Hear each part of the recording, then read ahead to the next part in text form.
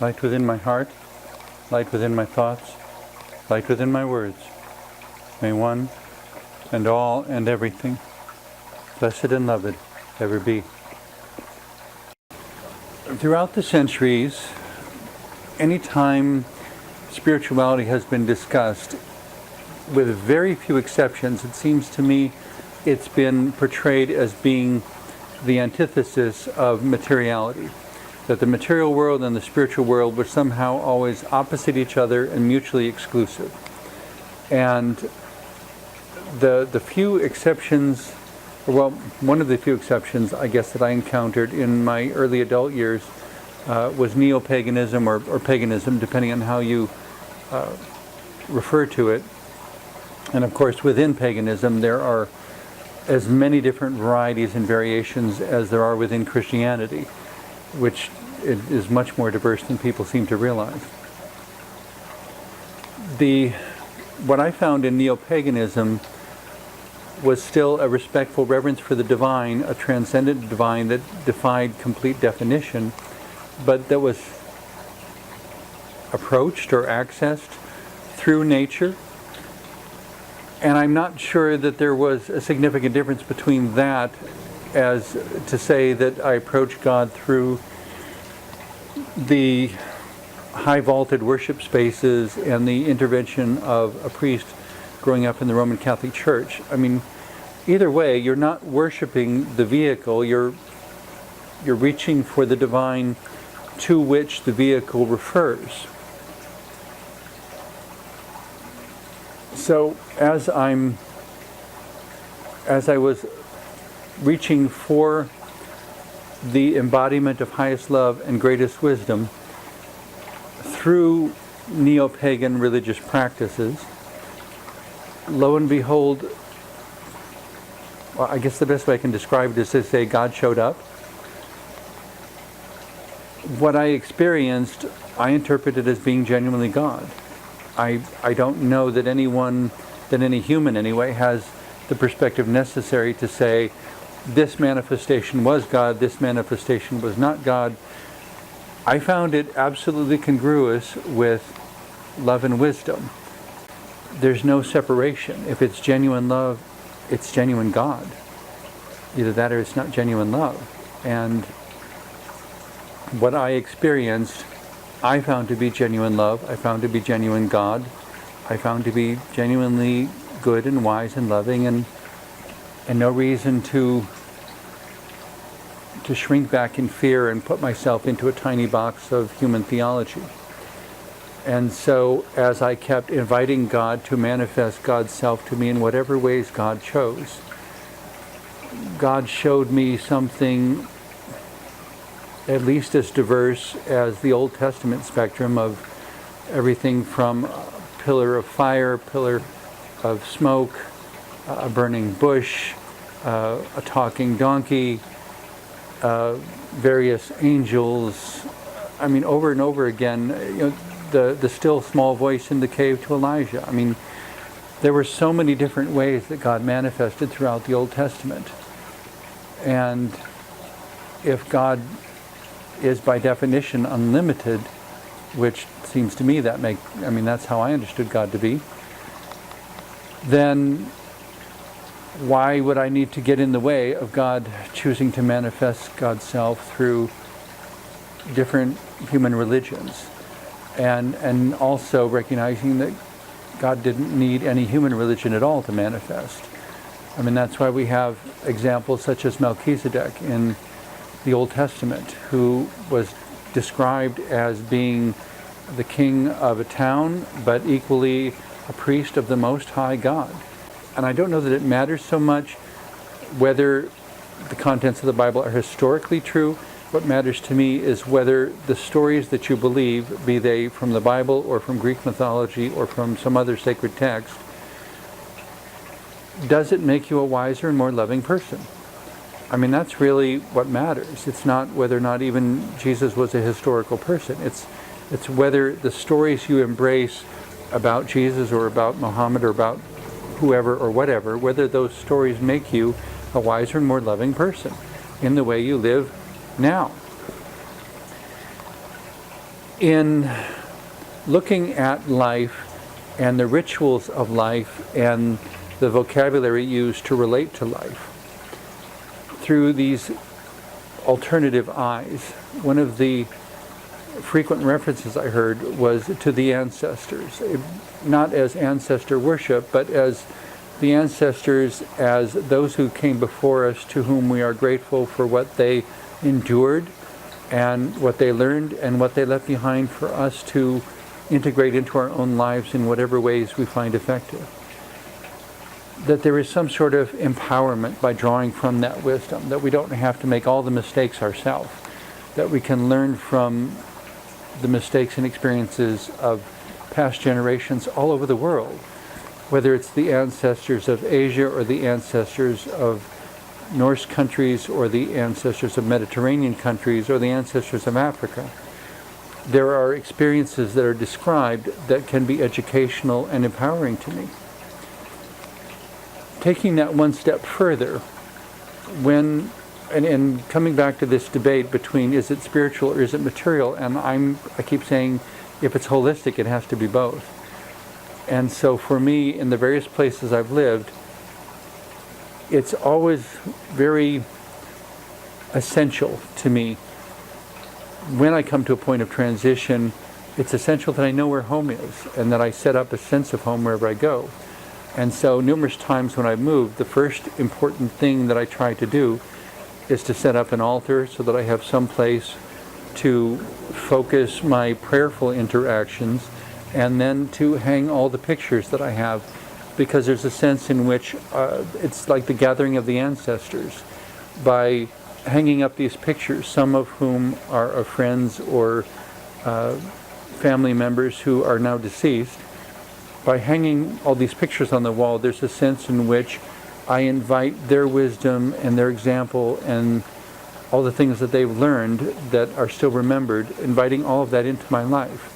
And by coming home each day and looking at that, to think for a moment, what would this person do with this situation that I'm facing, and what would that person do with this situation? And almost like I'm taking a poll between all of the represented ancestors on my wall, and from that trying to extract what is the wisest choice for the challenge in front of me. Whether it is time to act or whether it is time to wait. And if it is time to act, in what way to act. And it does kind of inspire me, I guess, to think that at some points, it's not that I'm trying to live my ancestors' life or my friend's life, but if in the way that they inspired me by being a trailblazer into whatever new territory, if I am marching into a new opportunity or new territory, there's a sense in which by remembering their example, remembering their experience, and maybe what report they gave of it, there's a sense in which they are spiritually marching along with me as we go into my new opportunity and my recreation and renewing of myself and my life. That in one sense, from one perspective, there are places in my life that were really nice and that seem to have a sense of success about them. For whatever reason, they were taken from me at certain points. In some cases, I chose to leave them because kind of like Thoreau at Walden, leaving them because I became aware that there were things beyond their reach that my life needed to embrace. Having this sense of home then is not so much about the address or the voter registration or forwarding the mail as it is the rituals of materiality. The house where I lived for 11 years, it was a very specific ritual for me to put up my own mailbox and to have my mailbox out front with that in that case, I chose to get a secure mailbox and paint it purple. That was what I liked. It was a way of saying that Sister Who lives here. it was a way of, I guess you could say, claiming it as my own, but not my own in the sense of something that I owned permanently, as something that I owned in the present sense. One of the biggest challenges of life is there really isn't anything, even relationships, that we own permanently. Every relationship I can name is something that will eventually pass out of my life, or at some point that I will have to leave behind when my spirit returns to God's spirit. If the life is lived in love, and if the homeward journey is encompassed by love, I would call that a successful life. It may not be superficially successful, though, in terms of my financial balance sheet, which I've never heard of anyone's financial balance sheet being read at a funeral, but, did I have a nice house? Did I have a beautiful car? Did I live an expensive life? I don't know that in the final analysis any of that really matters. It would be nice, and I suppose I would welcome it, but if it did come my way, I would be more concerned that I do as much good with it as I can. I believe everything should be wherever it can do the most good, and being narcissistic or selfish about it and wasting it, hoarding it in some, leaving it in a box in the back closet or something and never putting it to any use to make the world a better place, it seems like I would be disgracing whatever blessing gave me that resource. If some people, when I was growing up, wanted me to believe that God rewards certain people with lots of money for being good people, but I looked at the way rich people live, and I really didn't find that argument very convincing. And there were poor people who were wonderful, loving people, and there were poor people who were horrible people in terms of a complete lack of sensitivity and caring for others. And there were wealthy people who were also amazing examples to their communities, helping out everyone they could, every chance they could. I don't know that it's so much the money that defines, and I didn't want to demonize money either, saying that it's bad to be rich. Because ultimately it wasn't about whether one was rich or poor, it was the sort of person that one chose to be. What one did with whatever resources one had.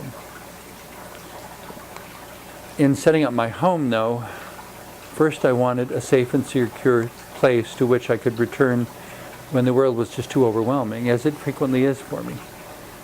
Then I wanted a place where I could gather my own ancestors and where I could put the various souvenirs that I've collected over time that remind me of the experiences that made me who and what I am. The times when I tried really hard to make something good happen, and sometimes I succeeded, and sometimes my success was somewhat limited. But it was nevertheless the doing of it, the reaching, that somehow stretched out my spirit to be of a larger size, so that I couldn't think only in terms of fitting within just a very small bubble or box anymore. That, someone would ask me, isn't it enough to go see a movie and just enjoy it? And I would say, no, it's not. Because the skills and the perception that I've developed allow me to go and watch a movie and experience it at many levels simultaneously. To experience the music, but also to experience the meaning. To experience what it would be for me to be in that situation. Some of my friends get a little concerned about me at times because I get so engrossed with movies I watch that they almost have to tap me on the shoulder or stand in front of me in order to break my concentration. It's as if I have literally gone to that world and left the room or something, except my body is still sitting there. The knowing that I tend to react to movies that way, though, is why I specifically avoid movies that have an excess amount of fear or violence in them, because it makes too horrific of an impression on me. And I don't want that kind of shaping in my life. And so I'm very selective about the movies that I watch, things that give deeper insights, things that are not mere fluff or entertainment, but things that help my heart and my soul and my understanding to expand, that give me not just a different way of looking at life, but a specifically empowered way of looking at life. At some point, I suppose, someone may hang a picture of Sister Hu on the wall and refer to me as one of their spiritual ancestors. I think that would be a very great honor. I felt very flattered the one time a young lady walked up to me and said that she'd been watching me on television all of her life. And I thought, considering how long I've been on television, that's entirely possible. But it's not about me taking credit for anything. It's the joy of participating in someone else's development, the joy of participating in life. I'm trying to remember the quote from the movie Dead Poets Society, and something to the effect of the marvelous play of life goes on, and we have the opportunity to contribute a verse. And that's not an exact quote by any means, but it was something about being able to contribute a verse to the ongoing, well, bridging to another movie, to the never-ending story. That each of us is part of a never-ending story, and it goes on and on and on, and we contribute something to it. But because it is never-ending, we never quite know how it will end, or where it will go, or what it will include, or who we will meet along the way.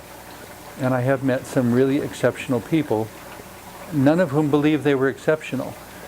And I suppose in that sense, we need each other so that we can each be a mirror for each other, to see through others' eyes those parts of ourselves we would otherwise never see. There are parts of myself that only I see, and no one will ever know what it is to be me, because they can't look out through my eyes.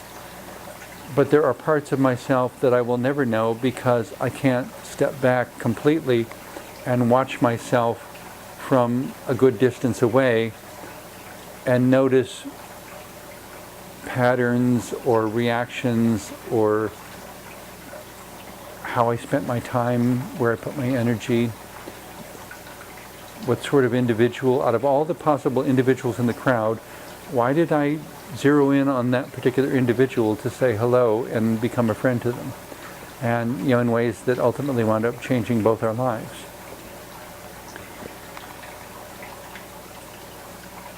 There's a sense in which hanging the pictures is like gathering the ancestors, but it's only gathering the ancestors because I remember the story.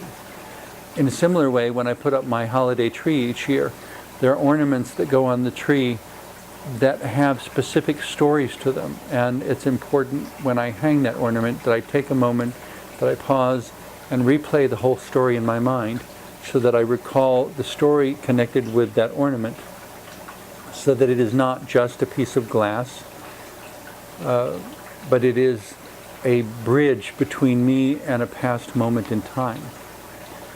And across that bridge, especially in those times when I feel most alone or abandoned or isolated or even shunned by the world because I'm just a little too different, strength pours across those bridges. And I give thanks once more for having yet another holiday season to celebrate when those times come, and having had a richly blessed life, but not blessed so much in terms of financial resources. The hope and prayer, I guess, is that I managed to make it through life while being able to maintain some sense of home, some sense of connection, some sense of a place for those who love me and whom I love to gather. A place of refuge that I can extend to whomever I choose whenever I encounter someone in need, if they show themselves to be a relatively safe and trustworthy person. I think in some ways, people, especially in college, a lot of my friends considered me to be rather reckless because I was always a bit more trusting than the average person. and willing to try creative things that were a bit too far out of the norm for other people to try. Well, somebody might disapprove. Well, they'll get over it. If they disapprove, they'll get over it. Or, as long as I approve of it and I enjoy it and I'm doing it in a way that has integrity and love and wisdom to it, and I'm doing it in a way that has joy in it and a way that has learning and growth in it, that invites life to be an ever more empowering experience.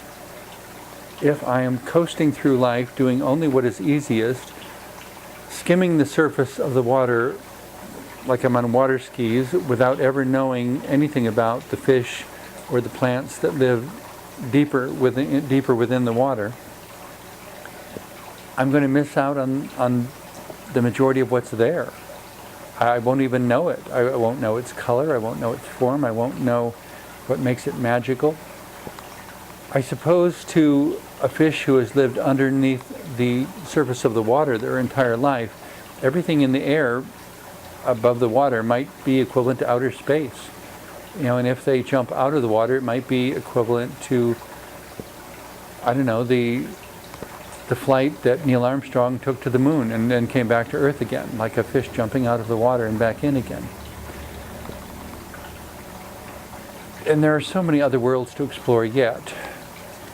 But imagining the implications of life from such a limited perspective, I think gives me more appreciation for the life that transcends that perspective.